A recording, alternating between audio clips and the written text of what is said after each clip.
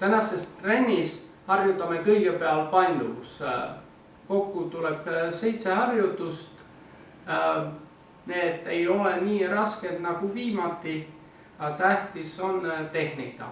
Liigutused peavad olema mööduva tempoga ja kontrollitud. Kindlasti ei tohi teha nii, et käed ja jalad lehvivad ja tulemus on kaugel vaadates väga kahtlane. Esimene harjutus on teile tuttav trennis. Alustame toenglamangust ja liigutame jala käe kõrvale.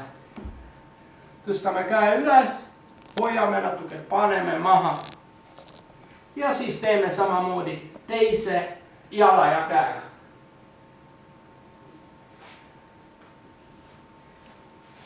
U13 teeb mõlema jalaga 7 ja U12 6 korda. Järgmine harjutus on kasaka kükid.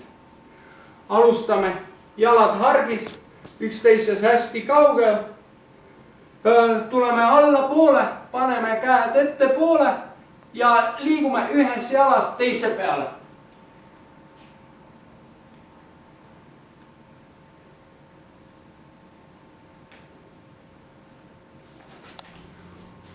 U13 teeb mõlemas suunas 7 korda ja U12 6 korda. Järgmine harjutus on sirutav krabi.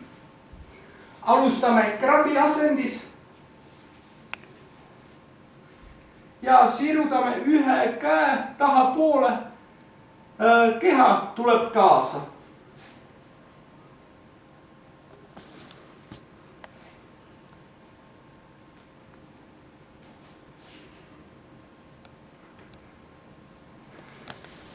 Nii, jälle korrusi on mõlema käega U13 puhul 7 ja U12 puhul 6 korda. Järgmine harjutus on kõrvale astumine. Alustame püsti olles, tõmbame ühe jala keha juurde, astume kõrvale, tuleme alla, paneme käed maha, käte abil liigume teise jala juurde, tõuseme püsti ja viime jala siia poole.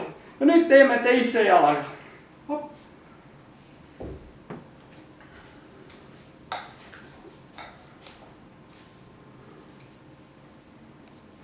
Ja oleme tagasi. Korrusi on jälle 7 + 7 ja 6 ja 6. Viies harjutus on T-rotatsioon. Alustame jalad hargis, paneme käed maha, üks teise kõrvale. Nüüd tõstame ühe käe ülespoole, keha tuleb kaasa.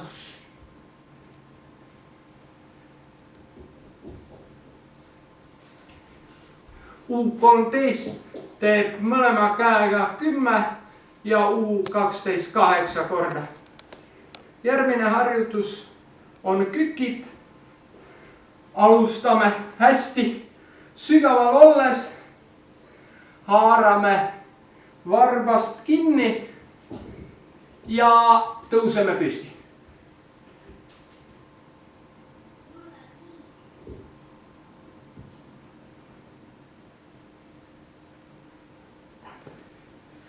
Proovime teha nii, et jalad lähevad täiesti sirgeks, aga kui ei õnnestu, väike kõverdus on ka aktsepteeritav.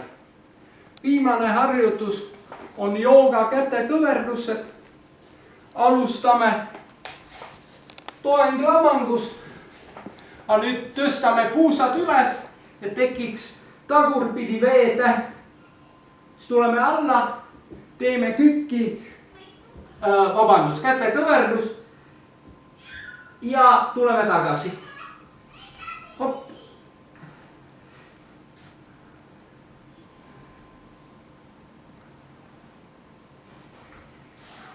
Niimoodi teeme kokku U13 10 ja U12 8 korda.